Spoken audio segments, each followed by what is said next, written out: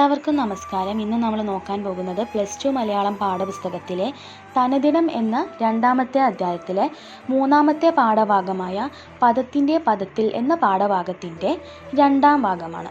അപ്പോൾ നമുക്ക് പാഠഭാഗത്തിൻ്റെ ബാക്കിയിലേക്ക് കടക്കാം. ഹൈദരലിയോട് ചോദ്യങ്ങളൊക്കെ ചോദിച്ചിട്ടുണ്ടായിരുന്നത് നീലകണ്ഠൻ ആശാനായിരുന്നു. എന്നാൽ തൻ്റെ ജ്യേഷ്ഠനോട് സംസാരിച്ചത് മഹാകവി വള്ളത്തോളുമായിരുന്നു. അങ്ങനെ അവർ അവിടുത്തെ പരിപാടികളൊക്കെ കഴിഞ്ഞിട്ട് തിരിച്ച് നാട്ടിലേക്കെത്തി. കുറച്ച് കഴിഞ്ഞപ്പോൾ ഹൈദരലിയെ തിരഞ്ഞുകൊണ്ട് കലാമണ്ഡലത്തിൽ നിന്നൊരു കത്ത് വന്നു.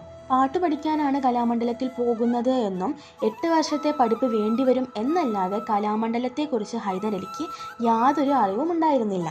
ആ കൊല്ലത്ത് 4 പേരെയായിരുന്നു കലാമണ്ഡലത്തിലേക്ക് പാട്ട് പഠിക്കാൻ വേണ്ടിയിട്ട് തിരഞ്ഞെടുത്തിട്ടുണ്ടായിരുന്നത്. ശങ്കരൻ എമ്പ്രാന്തിരി, മാടമ്പി സുബ്രഹ്മണ്യൻ നമ്പൂതിരി, തിരൂർ നാരായണൻ നമ്പീശൻ, പിന്നെ ഹൈദരലിയും. അങ്ങനെ കലാമണ്ഡലത്തിൽ എത്തിയപ്പോഴായിരുന്നു അവർ മറ്റൊരു പ്രശ്നം നേരിട്ടിട്ടുണ്ടായിരുന്നത്. 2000 രൂപയുടെ ആൾജാമ്യം അവർക്ക് വേണമായിരുന്നു. ഹൈദരലിക്കാണെങ്കിൽ ജാമ്യം നിൽക്കാൻ ആരും തയ്യാറായിട്ടും ഉണ്ടായിരുന്നില്ല. 2000 രൂപയ്ക്ക് ജാമ്യം നിൽക്കുന്നത് എന്തിനാണെന്ന് വെച്ചിട്ടുണ്ടെങ്കിൽ കലാമണ്ഡലത്തിൽ നിന്നും വിദ്യാർത്ഥികൾ ചാടിപ്പോകുകയോ മറ്റെന്തെങ്കിലും പ്രശ്നങ്ങളോ ഒക്കെ ചെയ്താൽ ജാമ്യക്കാരൻ തുക കെട്ടിവെക്കണം. ആരും ഹൈദരലിക്ക് അനുകൂലമായിട്ട് നിൽക്കുന്നുണ്ടായിരുന്നില്ല. എന്തിന്, തൻ്റെ ജ്യേഷ്ഠൻ ജോലി ചെയ്തിരുന്ന സ്ഥാപനത്തിൻ്റെ ഉടമസ്ഥനായ മല്ലയ്യ പോലും ഒഴിഞ്ഞു മാറുകയാണ് ഉണ്ടായിരുന്നത്. അപ്പോഴാണ് CP ആൻ്റണി വിവരം അറിയുന്നത്. അദ്ദേഹം ഹൈദരലിക്ക് ജാമ്യം നിന്നു. ഹൈദരലി പറയുന്നുണ്ട് അദ്ദേഹം അന്നത് ചെയ്തിട്ടുണ്ടായിരുന്നില്ലെങ്കിൽ കലാമണ്ഡലത്തിൽ ചേരാൻ കഴിയുമായിരുന്നില്ല എന്ന്.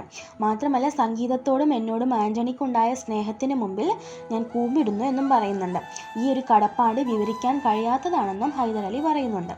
അങ്ങനെ ഹൈദരലിക്ക് ജാമ്യം കിട്ടാൻ കുറച്ച് വൈകിയിരുന്നു. അതുകൊണ്ട് തന്നെ ജൂണിൽ ചേരേണ്ട ഹൈദരലിക്ക് ഓഗസ്റ്റിലാണ് ചേരാൻ സാധിച്ചിട്ടുണ്ടായിരുന്നത്. ഹൈദരലിയോടൊപ്പം തിരഞ്ഞെടുത്തിട്ടുണ്ടായിരുന്ന മറ്റു 3 പേരും ഹൈദരലി ചേരുമ്പോഴേക്കും അദ്ദേഹത്തെക്കാൾ സീനിയറായി. അവർ സപ്തസ്വരങ്ങളൊക്കെ പഠിച്ചു തുടങ്ങിയിട്ടുണ്ടായിരുന്നു ഹൈദരലി ചേരുന്ന സമയത്ത്. അങ്ങനെ ഹൈദരലി ശാസ്ത്രീയമായിട്ട് സംഗീതം അഭ്യസിക്കാൻ തുടങ്ങി. അങ്ങനെ ഹൈദരലിക്ക് കലാമണ്ഡലത്തിലെ ചിട്ടകളെല്ലാം ആരോ ഒന്ന് പറഞ്ഞു കൊടുത്തു. വെങ്കിടകൃഷ്ണ ഭാഗവതരുടെ ഫോട്ടോ വെച്ചുള്ള മുറിയിലായിരുന്നു ഹൈദരലിയുടെ ക്ലാസ്. ഹൈദരലി നമ്പീശൻ ആശാന്റെ ശിഷ്യനായിരുന്നു.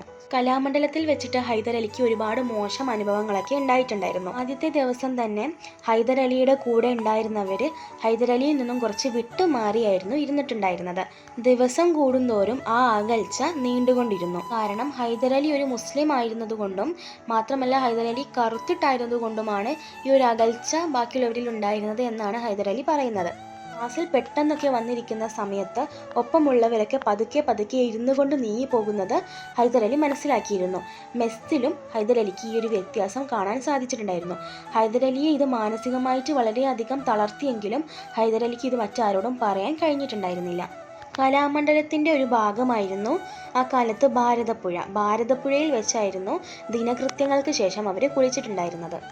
8:30-ക്കുള്ള ക്ലാസ്സിൽ തോടയം, വന്ദന ശ്ലോകങ്ങൾ എന്നിവ അഭ്യസിക്കും. ആദ്യത്തെ വർഷത്തെ പഠനത്തിൽ ഇത് മാത്രമേ വരുന്നുള്ളൂ. പുറപ്പാട്, മേളപദം എന്നിവയായിരുന്നു 2ാം വർഷത്തെ പഠന പദ്ധതിയിൽ ഉണ്ടായിരുന്നത്. കിർമീരവധമായിരുന്നു 3ാം വർഷത്തെ പഠന പദ്ധതിയിൽ ഉണ്ടായിരുന്നത്. കിർമീരവധം നമ്പീശൻ ആശാനും ഭാഗവതം ശിവരാമൻ ആശാനുമായിരുന്നു പഠിപ്പിച്ചിട്ടുണ്ടായിരുന്നത്. ഹൈദരലി പറയുന്നുണ്ട് ഇവരുടെ 2 പേരുടെയും ആലാപന വഴിക്കും അഭ്യസന വഴിക്കും ഉണ്ടായിരുന്ന വ്യത്യസ്തത അവരുടെ സ്വഭാവത്തിലും ഉണ്ടായിരുന്നു എന്ന്. ഹൈദരലിക്കാകട്ടെ വൈകി എത്തിയ കുട്ടി എന്ന പരിഗണന ആദ്യമേ ലഭിച്ചിട്ടുണ്ടായിരുന്നു. നമ്പീശൻ ആശാനെ കുറിച്ച് ഹൈദരലി പറയുന്നുണ്ട് അദ്ദേഹത്തിൻ്റെ മുഖത്തൊരു ഗൗരവം ഉണ്ടായിരുന്നെങ്കിലും തൻ്റെ വിദ്യാർത്ഥികളോട് വാത്സല്യം കാണിക്കാനുള്ളൊരു മനസ്സ് അദ്ദേഹത്തിനുണ്ടായിരുന്നു എന്ന്.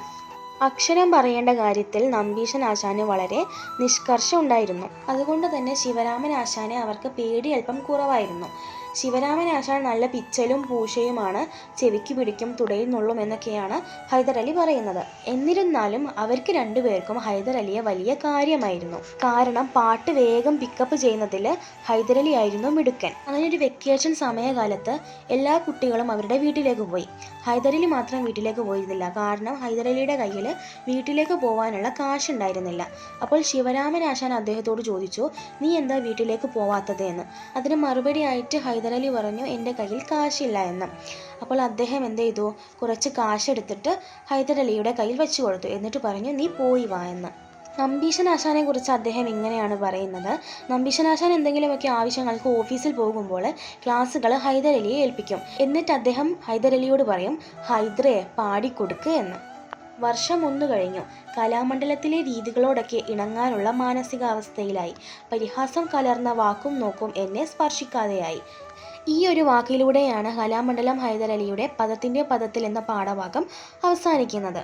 നമ്മളെ സ്നേഹിക്കാനും നമ്മളോട് വാത്സല്യത്തോടു കൂടി സംസാരിക്കാനും നമ്മുടെ കഴിവുകളിൽ അഭിമാനിക്കാനും ഒരാളെങ്കിലും ഉണ്ടെങ്കിൽ മറ്റുള്ളവരുടെ പരിഹാസം കലർന്ന വാക്കുകളും നോക്കുകളും ഒന്നും നമ്മളെ സ്പർശിക്കില്ല. അതിനി നമുക്കെതിരെയായിട്ടൊരു 100 പേരാണുള്ളത് എങ്കിൽ പോലും നമ്മളെ സ്നേഹിക്കാൻ ഒരാളെങ്കിലും ഈ ലോകത്തുള്ളത് ഒരു ചെറിയ കാര്യമല്ല എന്നാണ് ഹൈദരലി ഈ അവസാന വരികളിലൂടെ നമ്മളോട് പറയാതെ പറയുന്നത്. അപ്പോൾ ഇത്രയേ ഉള്ളൂ പാഠഭാഗം. എല്ലാവർക്കും മനസ്സിലായെന്ന് വിചാരിക്കുന്നു. നന്ദി.